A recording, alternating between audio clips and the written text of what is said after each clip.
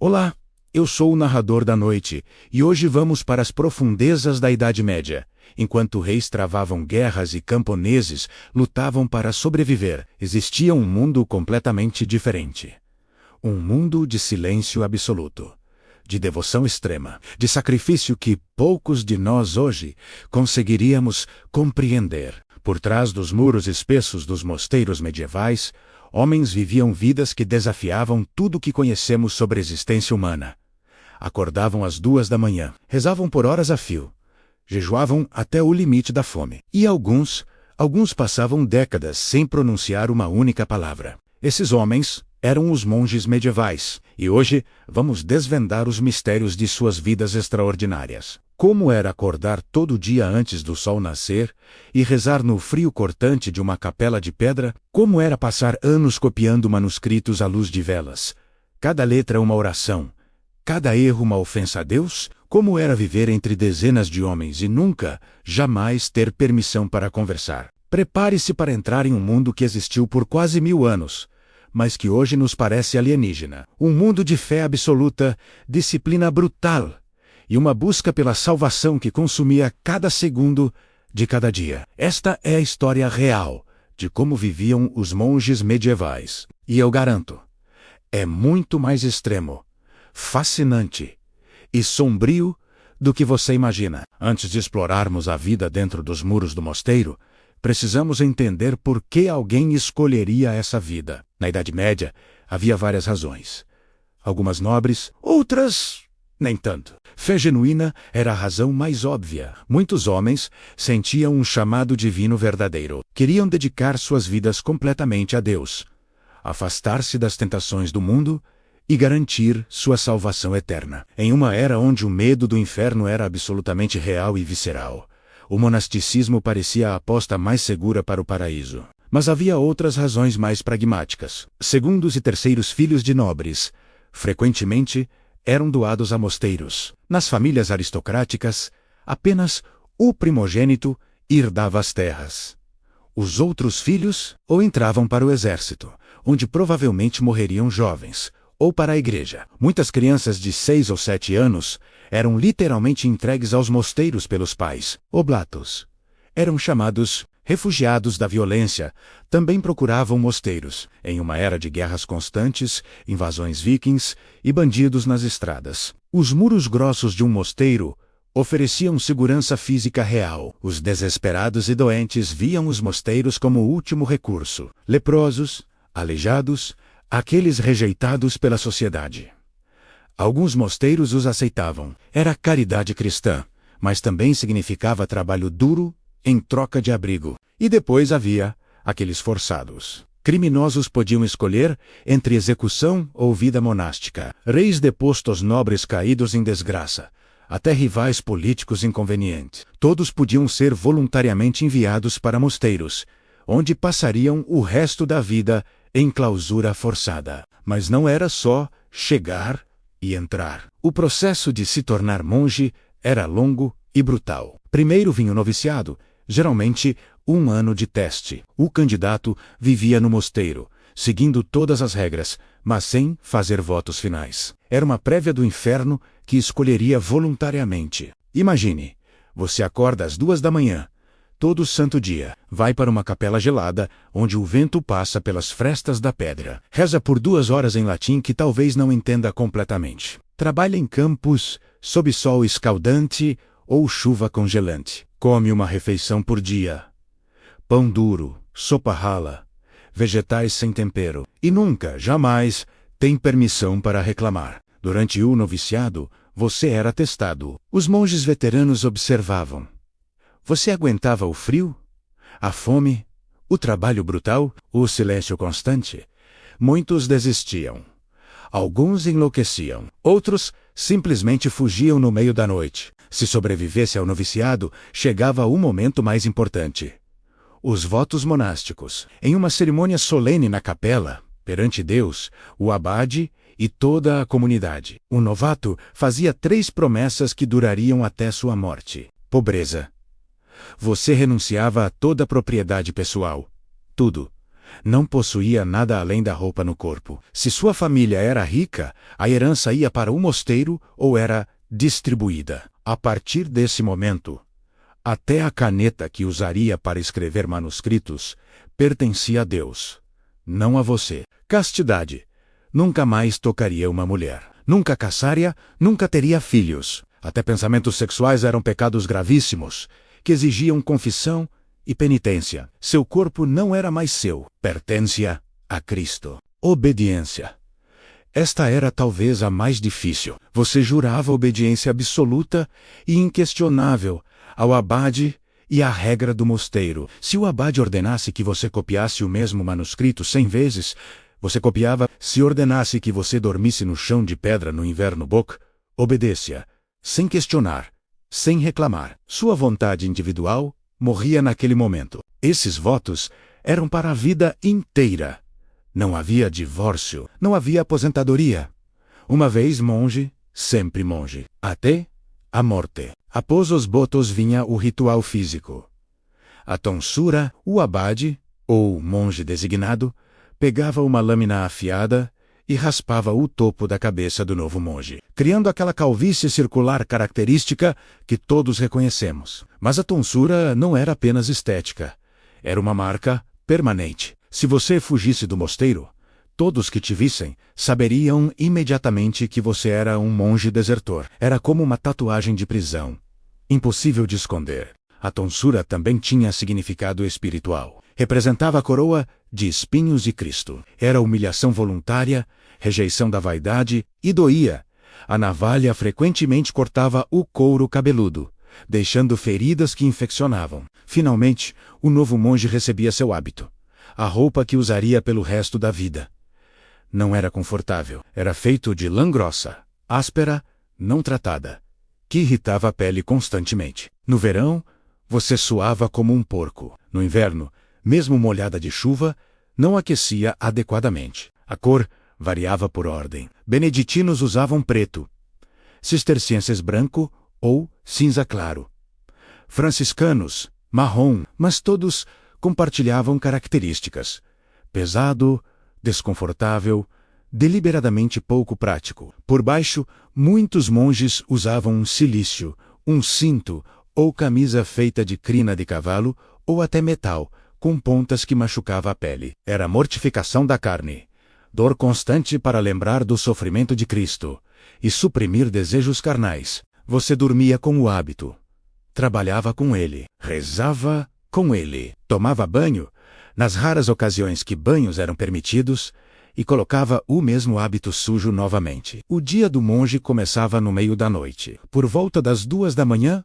um sino tocava. Não importava se estava chovendo, nevando ou se você estava doente. O sino era a voz de Deus, e você obedecia. Monges dormiam em dormitórios comunitários, quartos longos e frios com camas de madeira dura, cada uma separada apenas por uma cortina fina. Alguns mosteiros nem tinham isso, apenas palha no chão. Travesseiros eram um luxo raro, cobertores nunca suficientes. Quando o sino tocava, você se levantava no escuro gelado. Lembre-se, não havia aquecimento. No inverno europeu, a temperatura dentro do dormitório podia ser abaixo de 0. Seu hálito formava nuvens de vapor. Seus dedos ficavam entorpecidos. Você já dormia com o hábito. Então, não precisava se vestir. Apenas calçava sandálias de madeira ou couro e descia em procissão silenciosa para a capela. A capela era o edifício mais importante, geralmente o único aquecido, mas só durante serviços importantes no inverno. Construída em pedra, com tetos abobadados que ecoavam cada sussurro, era simultaneamente magnífica e aterrorizante na escuridão. Velas fracas iluminavam o espaço. Sombras dançavam nas paredes. O cheiro de incenso misturava com mofo e pedra fria. Os monges entravam e tomavam seus lugares em estaus de madeira, assentos altos e desconfortáveis organizados em filas opostas. E então começavam as matinas, a primeira das 8 orações diárias que estruturavam completamente a vida monástica. A vida monástica girava em torno das horas canônicas, 8 serviços de oração distribuídos ao longo de 24 horas. Matinas às 2 da manhã, de 1 a 2 horas de salmos, leituras, cânticos, Laudes às 5. Oração do amanhecer. Prima, esse 6 primeira hora do dia. Tertia, esse 9, terceira hora. Sexta, ao meio-dia. Nona, às 3 da tarde, nona hora. Vésperas às 6 da tarde, oração do entardecer, completas entre 8 e 9 da noite, última oração antes de dormir. Façamos as contas. Isso significa que cerca de 4 a 6 horas por dia eram gastas apenas em oração formal. E isso não inclui orações privadas, missas especiais ou os dias santos onde os serviços eram ainda mais longos. Cada serviço consistia em salmos cantados em latim, leituras das Escrituras e orações memorizadas, tudo em pé ou ajoelhado em pedra fria. Suas costas doíam, seus joelhos sangravam, mas você não podia demonstrar desconforto. Isso seria vaidade e fraqueza. Após laudes e prima, por volta das 6 ou 7 da manhã, vinha o primeiro alívio. O refeitório, o salão de refeições. Exceto que, para muitos monges, não havia café da manhã. A regra de São Bento, a mais comum, permitia apenas uma refeição por dia durante a maior parte do ano, servida no início da tarde. Apenas crianças, doentes e idosos comiam pela manhã. Quando havia refeição matinal, era mínima. Um pedaço de pão duro, talvez mergulhado em água ou cerveja fraca, mais seguro que água não tratada. Nada de manteiga, geleia ou qualquer coisa que tornasse palatável. E lembre-se, você comia em silêncio absoluto. Proibido falar no refeitório. Em vez disso, um monge lia em voz alta passagens da Bíblia ou vidas de santos enquanto todos comiam. Se você precisasse de sal ou pão extra, usava a linguagem de sinais complexa que cada mosteiro desenvolvia. Após as orações matinais, os monges passavam horas em trabalho manual. E não era trabalho leve ou administrativo. Era agricultura brutal. Monges aravam campos, semeavam grãos, colhiam vegetais, cuidavam de porcos, ovelhas, galinhas, cortavam lenha para o inverno, construíam e reparavam edifícios, fabricavam velas, sandálias, roupas. Não havia máquinas. Tudo era força muscular bruta, e você trabalhava vestindo aquele hábito pesado de lã, sob sol escaldante do verão ou chuva gelada do outono. Muitos monges desenvolviam corpos surpreendentemente musculosos. Calos cobriam suas mãos. Costas ficavam permanentemente curvadas. Alguns morriam jovens de exaustão pura, mas o trabalho tinha propósito duplo. Fornecia comida e recursos para o mosteiro, claro, mas também era mortificação da carne. Sofrimento físico que purificava a alma e suprimia desejos carnais. Difícil pensar em sexo quando seu corpo está quebrado de trabalhar. Finalmente, ao meio-dia, após sexta, vinha a refeição principal. Para muitos, a única do dia. Vamos ser claros. Não era banquete. A comida monástica era deliberadamente sem sabor e inadequada. Cardápio típico, pão de centeio ou cevada, duro como pedra, sopa de vegetais aguada, sem tempero, legumes cocidos, feijão, lentilha, ervilha, queijo raramente e de qualidade inferior.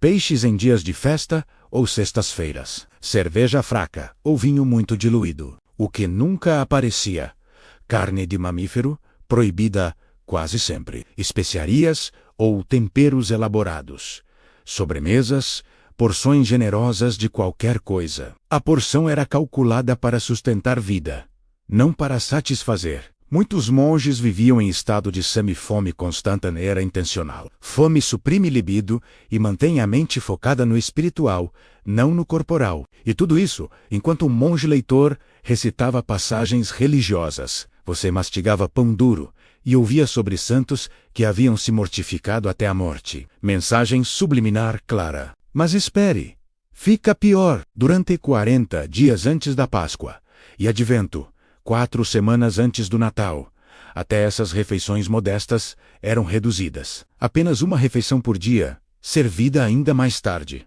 Porções cortadas pela metade, pão ainda mais duro, água em vez de cerveja. Alguns mosteiros de ordens mais estritas, como cartuchos ou cistercienses reformados, praticavam jejuns ainda mais severos. Dias inteiros sem comida. Semanas comendo apenas pão e água. Monges desmaiavam durante orações. Ficavam doentes. Alguns morriam. Mas isso era visto como santidade, não como tragédia. Após a refeição e um breve descanso, nos mosteiros mais generosos, vinha o trabalho que tornaria os monges medievais imortais.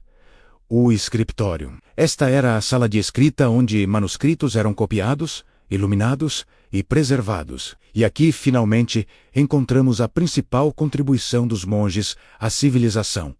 Eles salvaram o conhecimento da antiguidade, mas não era trabalho glamouroso. Era tortura meticulosa. O scriptorium era frequentemente a sala mais fria do mosteiro, porque fogo era proibido. Risco muito grande de destruir manuscritos preciosos. Imagine, é inverno. Você está sentado em um banco de madeira dura, inclinado sobre uma mesa, segurando uma pena de ganso. Seus dedos estão tão entorpecidos pelo frio que você mal consegue segurar a pena. Sua respiração forma nuvens de vapor que você precisa evitar soprar sobre o pergaminho. A luz vem de velas ou, nos dias de sorte, de janelas estreitas. Nunca é suficiente. Você força seus olhos para ver as letras minúsculas que está copiando. E você faz isso por 6, 8, às vezes 10 horas por dia. Copiar um manuscrito medieval não era apenas escrever. Era um processo de múltiplas etapas que levava meses ou até anos para um único livro. Primeiro, preparar o pergaminho. Papel não existia na Europa medieval inicial. Tudo era escrito em pergaminho peledeane maltratada. Fazer pergaminho era nojento. Você pegava a pele de carneiro, cabra ou vitela, deixava de molho em cal para remover pelo raspava toda a gordura e carne, esticava em um frame e deixava secar. Raspava mais até ficar lisa como seda. Um único livro podia exigir peles de 200 carneiros. A Bíblia, que levava anos para completar, talvez 500 animais. Depois, preparar as ferramentas. Penas eram feitas de penas de ganso grandes. Você cortava a ponta em ângulo específico fende ao meio e afiava constantemente. Uma pena durava talvez uma semana de escrita intensa. Tinta era feita de golnuts, formações em árvores de carvalho causadas por vespas, goma arábica e sulfato de ferro. Alguns monges adicionavam vinho ou vinagre. A tinta precisava ser preta permanente, escritos que durassem séculos. Agora vem o trabalho real. Você tem um manuscrito original, frequentemente tão velho e frágil que virar página é arriscado. Você copia palavra por palavra, letra por letra. Em latim, que talvez você não entenda completamente se o texto for filosófico ou científico. Cada letra precisa ser perfeita. Espaçamento uniforme, linhas retas. 0 erros, porque um erro não podia ser apagado. Pergaminho era precioso demais para desperdiçar. Você raspava erros cuidadosamente com faca, mas deixava cicatrizes visíveis. Para manuscritos importantes, vinham os iluminadores, monges especializados em decoração, letras capitais ornamentadas, bordas elaboradas com vinhas e flores, imagens em miniatura de santos, cenas bíblicas, até criaturas fantásticas nas margens. Cores vinham de fontes exóticas e caras. Lápis-lazuli do Afeganistão para azul celestial, mais caro que ouro. Cinábrio para vermelho, vibrante, venenoso. Muitos iluminadores morriam de envenenamento por mercúrio. Folhas de ouro reais batidas finamente. O manuscrito totalmente iluminado podia valer uma fortuna, literalmente o preço de uma fazenda inteira. As margens de muitos manuscritos medievais contêm queixas de monges escribas, escrevendo: um homem estraga sua visão, curva suas costas, quebra suas costelas e rins, e traz dor ao corpo inteiro. 3 dedos escrevem, mas o corpo inteiro sofre. Como o marinheiro que finalmente atinge o porto, assim, o escriba que alcança a última linha. Eles não exageravam. Exames de ossos de escribas medievais mostram artrite severa nas mãos e pulsos, curvatura permanente da coluna, degeneração dos joelhos de horas ajoelhados, problemas de visão crônicos. Muitos escribas ficavam parcialmente cegos aos 40 anos. Alguns desenvolviam tremores nas mãos, que terminavam suas carreiras. Outros simplesmente morriam jovens, desgastados pelo trabalho constante. Aqui está algo fascinante. Monges não copiavam apenas textos cristãos. Sim, a maioria eram bíblias, evangelhos e vidas de santos. Mas eles também preservaram filosofia grega.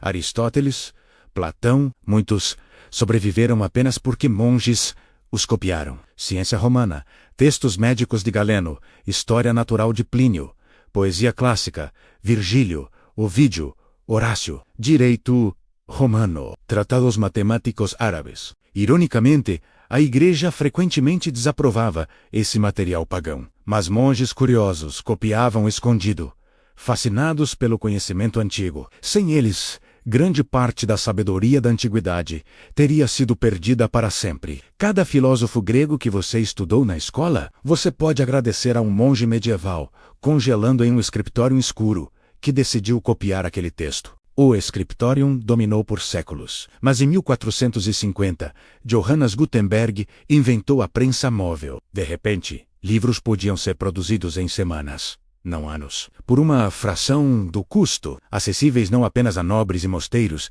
mas a mercadores, estudiosos, até pessoas comuns. Os scriptoria fecharam, escribas monges se tornaram obsoletos. Uma era de 1000 anos terminou quase da noite para o dia, mas seu legado persiste. Cada livro que você lê, cada pensamento filosófico que você explora, existe porque monges medievais sacrificaram suas visões, suas costas, suas vidas, para preservar conhecimento através da Idade Média. Agora, vamos falar sobre o aspecto mais psicologicamente brutal da vida monástica.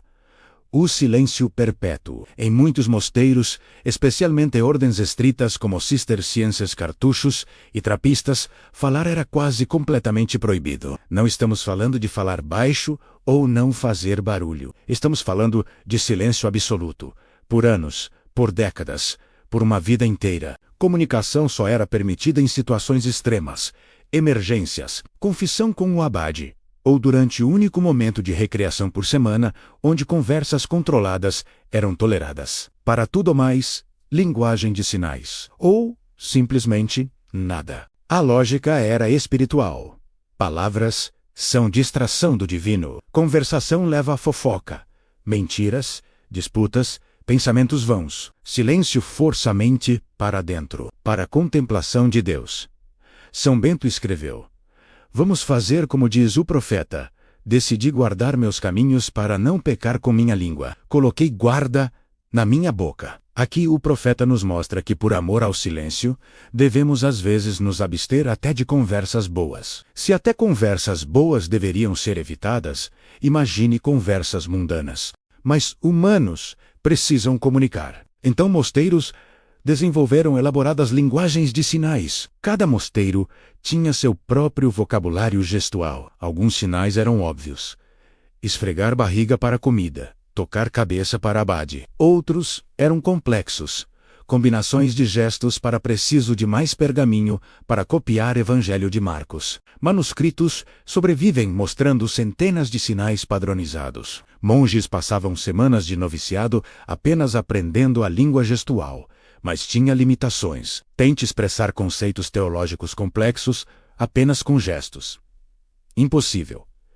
Então, mesmo essas conversas silenciosas eram desencorajadas. Agora imagine o impacto psicológico. Você vive entre 50, 100, às vezes 200 outros homens.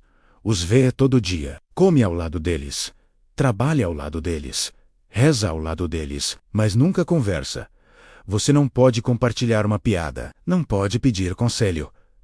Não pode desabafar sobre um dia difícil. Não pode fazer amizades verdadeiras. Não pode expressar medo, raiva, solidão, dor. Você está perpetuamente sozinho, em uma multidão. Alguns monges descreviam sensação pior que isolamento total.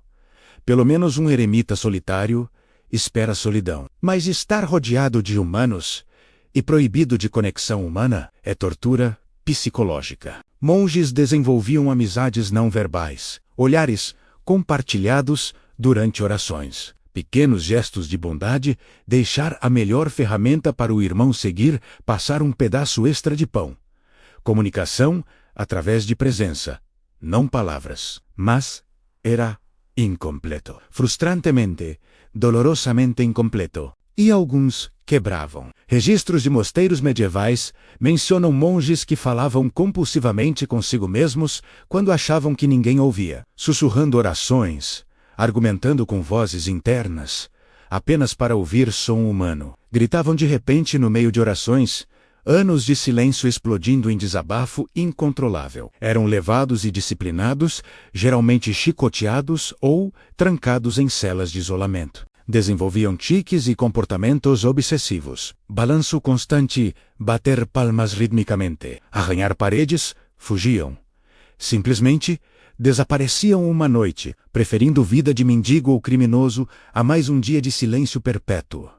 Enlouqueciam. Delírios.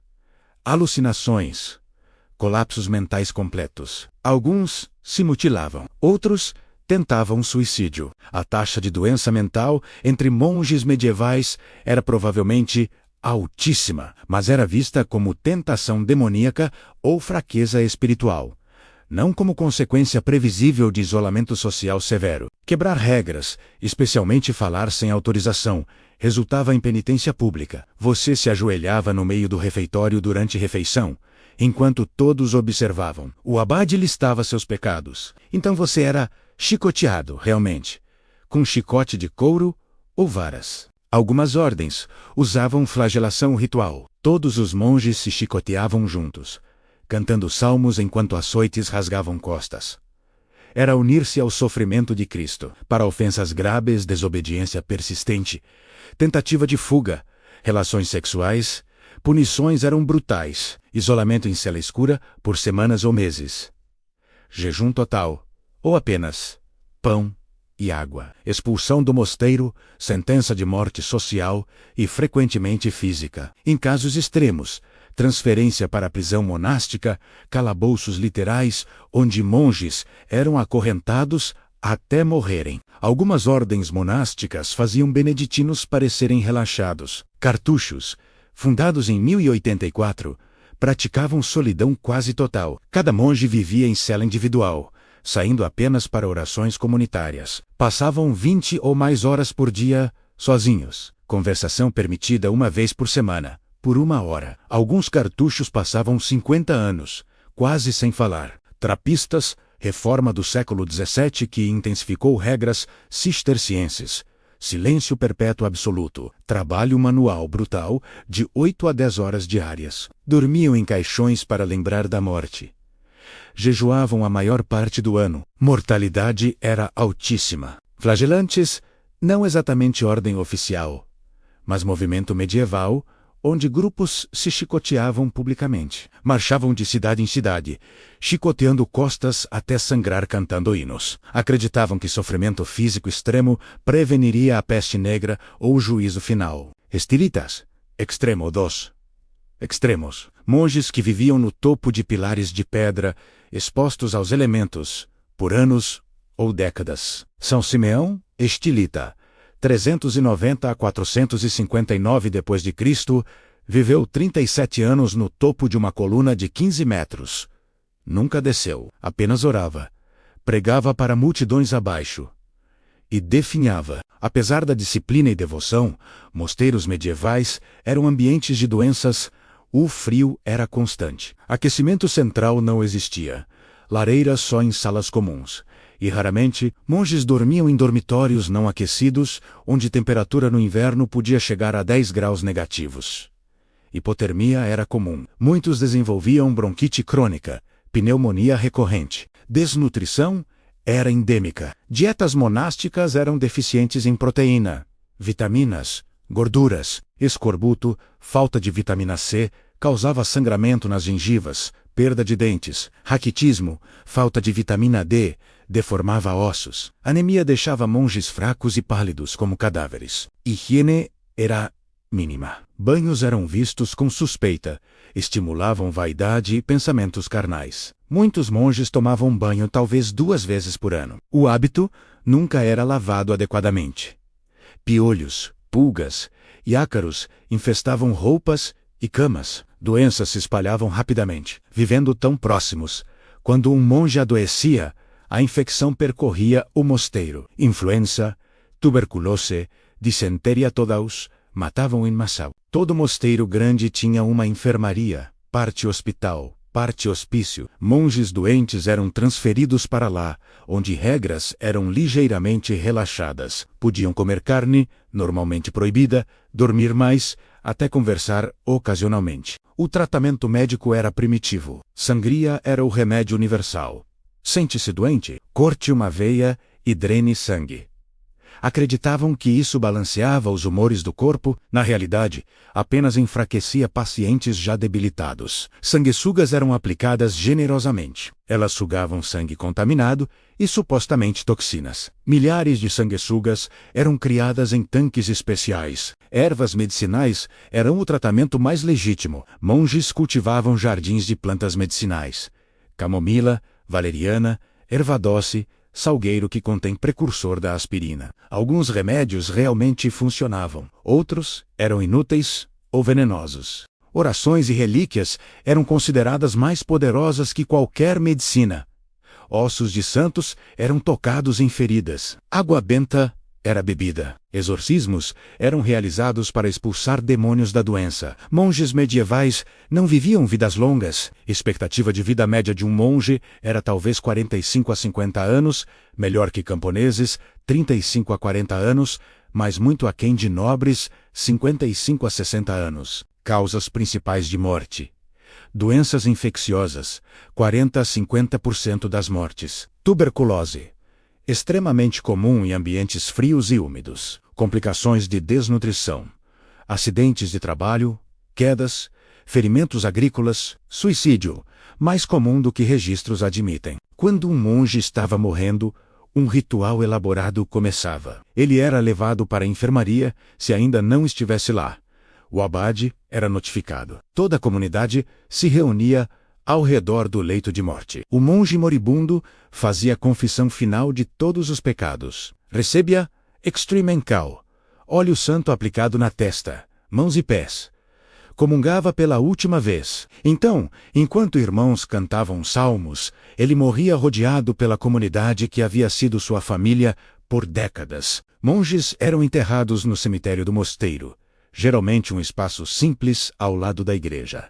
Sem caixão elaborado, apenas sudário de linho. Sem lápide individual, talvez apenas uma cruz de madeira simples.